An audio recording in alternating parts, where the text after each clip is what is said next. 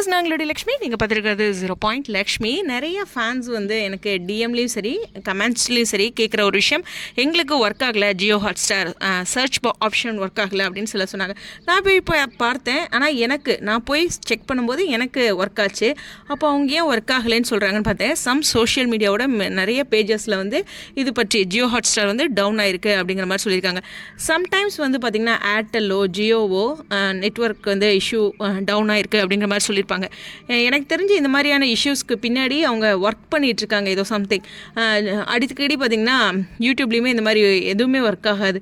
So அதுக்கு காரணம் என்ன அப்படின்னா, அவங்க பின்னாடி ஏதாச்சும் ஒரு அப்டேட்டை வந்து சரி பண்ணிகிட்ருக்காங்க அப்படின்னு தான். ஸோ புதுப்பிச்சிட்ருக்கலாம் ஏதாச்சும் அப்டேட்ஸ் அப்படிங்கிறதா என்னுடைய கருத்து.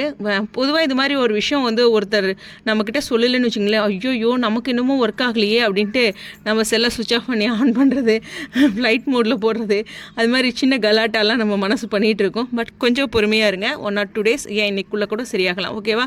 ஒரு புரிதலுக்கு. ஸோ இது வந்து எல்லா இடங்கள்லையுமே ஏற்பட்டிருக்க ஒரு இஷ்யூ. சீக்கிரம் அவங்க சரி பண்ணிவிடுவாங்க. புரிதல் ஸ்டேடியம்.